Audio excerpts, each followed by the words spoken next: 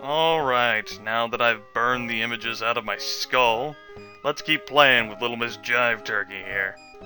And get ourselves a ROM chip. From the wonderfully masculine Anubis statue. Use forceps with statue, because you don't just touch ROM chips. You don't do that. You not with your fingers. That's a big no-no, folks. Just want to get that straight. No! Don't do that. Stand clear. He's probably not just gonna give it straight to us, though, huh? Doesn't want to be molested by Ellen here. So, you know what, before we go back, hey, this worked with the other yellow thing. We have ourselves a blindfold here. If I'm gonna die, at least I won't see that sucker coming. There you go, mentioning things that don't exactly... interesting foreshadowing by the game there. We had a situation like that in Trilby's notes, so, no, not the first time that's ever happened in an adventure game, that's for sure. Oh no. I remember it was... Oh god, it hurts. It hurts. Yellow! There was a yellow... Okay, Another... Something... Even with the blindfold on. Oh, I didn't realize she was gonna say all that too. Yeah, let's just... Let's just go, Ellen. It's okay. We don't have to go in there. We'll be fine. Let's just... You keep alluding to that whole sucker won't see you coming. So, what about we use ye old blindfold here on the Sphinx? If I'm gonna die, at least I won't see that sucker coming. Now, hopefully he's tearing off the head of some chicken, so everything will be okay, but still. Let's just go. Sphinx is gone. Don't hear him anywhere. Mutes the hell out of all the yellow, too. Now, where's that big loving cup? Never could have done this if I had to look that bloody beast in the eye. Glad he's off snoozing somewhere. Okay, now that I got the cup... Note that I had zero control at all while I was in there. She's automatically programmed as soon as you put the blindfold on and walk in there. She'll grab the grail and walk out. So let's go ahead and de-blindfold her and take a look at our chalice. Yo, cup. Empty. And yellow. Oh, yellow. Tray yellow. Oh, scares the hell out of me. Right. I wanted to say something there about how Ellen should just stick to one language, but I guess I just did. I couched it in like a backhanded, whatever. Let's just go on. Now that we have here Can't go any... a cup here, let's see what we can do about getting ourselves a bit to drink. Just reaches. Now I can get a drink. That was great. Best champagne I ever had. I need another. Just reaches. Now I can get a drink. Even better. I'm gonna fill it up and take one for the road.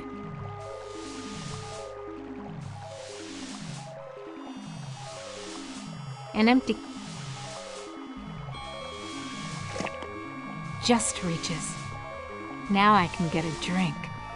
Now that Ellen here is a little bit tipsy from the best champagne she's ever had, we have ourselves a cup of water. Now thankfully we don't have to worry about getting someone else drunk, but I'm sure that our good friend here, Anubis, would like to try some of our tasty beverage as well now, wouldn't he? Oops. The water shorted out the statue's circuitry. I forgot that water and machines don't mix! Well, they can, but exposed wiring... He was a dick anyway, it's okay. Now that he's been disabled, let's go ahead and use the forceps here with the statue. Come to Mama Ellen, little ROM chip. Yeah, it comes out easy. Must be reprogrammable. Yellow ROM chip. Yellow blindfold. Yellow cup. Do I detect some incredibly subtle message here? Alright, we know what to do with this ROM chip now. let's go to that workstation that we just powered up and see what we can do about, reprogramming this sucker. Use ROM chip with the left workstation. Little yellow ROM chip fits into the socket perfectly. Fantastic. Anubis Guardian version 1.0. Designate new master. I'll designate you a new master, sucker. Me. I'll designate you a new master, sucker. Me. Burning in new master. ROM chip reprogrammed. Now, for the record, if you try to take out the ROM chip without any forceps... I ain't gonna touch that yellow ROM chip with my bare hands. Well, that too. It's yellow. Use forceps with... Haven't lost my touch. Pulled out the ROM chip without bending any of the contacts. I didn't know ROM chips had trouble seeing. Whatever. Let's go. Oh, ho, ho, you see what I did there, lol? It was a good joke. Use ROM chip with the statue. Now, Back where you belong, lil ROM chip. now somehow, putting the ROM chip back into Anubis reverses all of the water damage he had just sustained, making this okay. And, you know, we can consult with him once more. That's fantastic, isn't it? Just in case. Now, we can use the keypad here again. Well, now we're actually able to use it. But we don't have any options other than the ones that we tried on that right workstation. And pro tip, none of these are actually going to work. So why don't we have ourselves a good old little chat here with Anubis once again. Now who is the master? Now who's the master? I serve you. Very good. Okay, so what's the access code? The access code is 666. Ah, It figures. So, can you help me with anything? You cannot escape your fears. You can only confront them. Alright, we can't escape fears, we can only confront them. That's what we're doing right now in this yellow pyramid, filled with yellow items. We have yellow shit in our inventory. Use the yellow blindfold. Yellow grail. Got it. Alright. 666. That sounds like a lock mechanism release. Fantastic. Go ahead and... We gotta face our fears according to Anubis, and heaven forbid what the hell's in there. Oh, we don't know what the hell's in there, but heaven forbid it be something bad. You ain't got no choice, Ellen girl. It's got to be the way.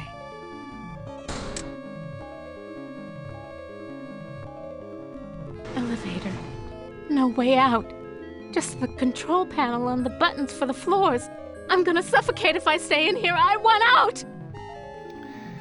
Think back to the main screen there by the Pillar of Hate, where we saw each of the 5 characters as they were introduced and what sort of torture device they were in.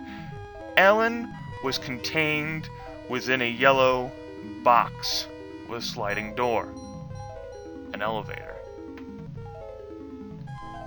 Hell of a place to leave a pile of dust cloths.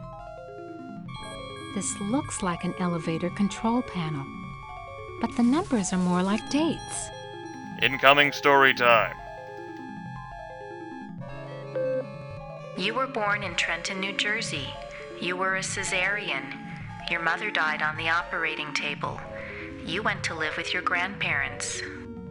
Excuse me. Incoming depressing story time. My bad, my bad. Just in case you guys forgot about that bit. This is I Have No Mouth and I Must Scream. You graduated a year early from high school. You were the salutatorian of your class. 10 different colleges offered you scholarships. Nothing but high hopes for you. You graduated college cum laude.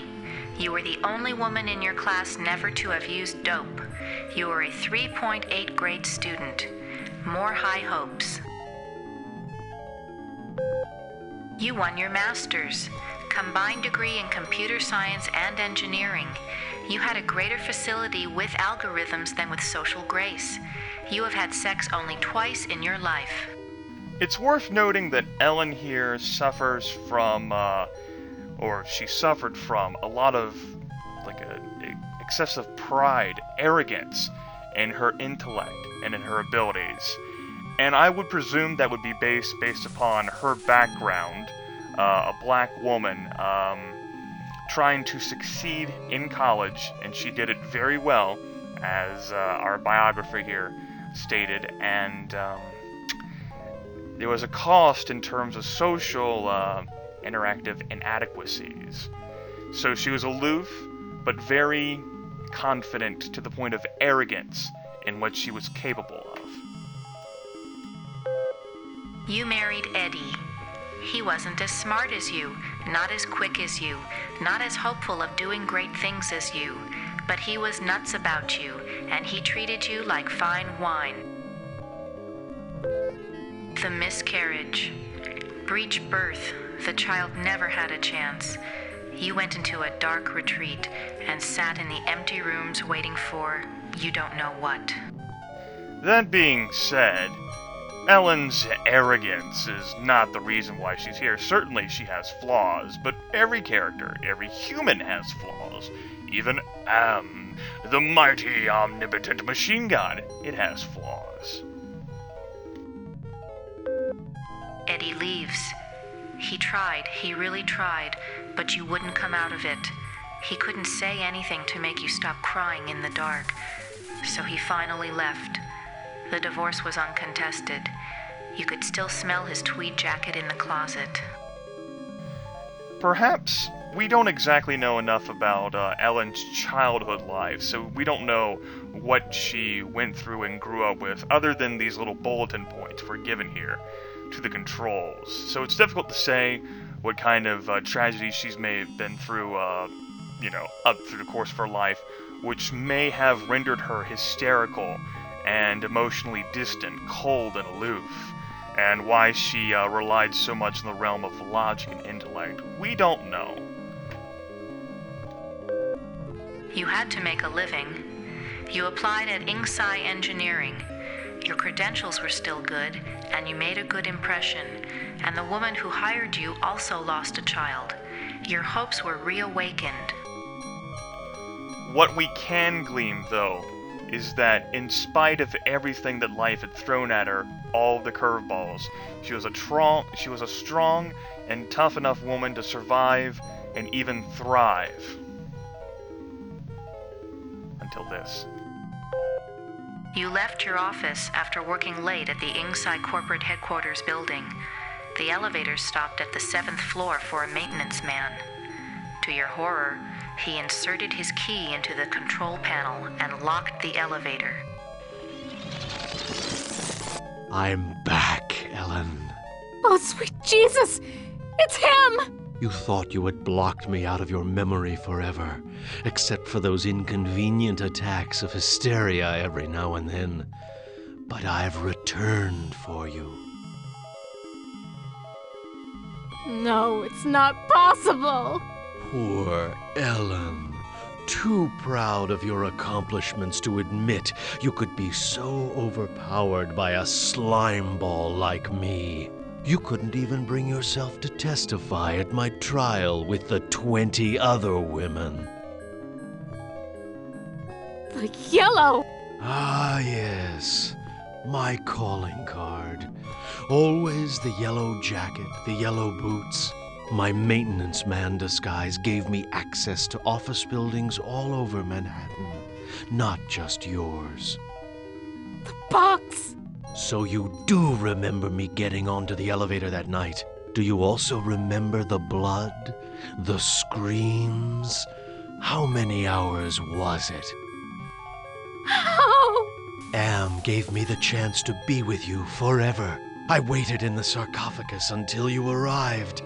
What's a mere 100 years of waiting compared to an eternity of torturing you? Please, not again! Yes, again. And again, and again, and again. I've waited so long for the taste of you again. But in my tomb I've grown stronger, Now you will remember more than the color of my clothing.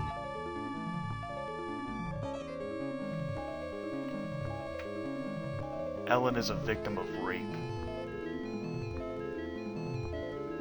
Remember what Anubis said about having to face and confront our fears? Or Ellen, in her case, her fears. Next time,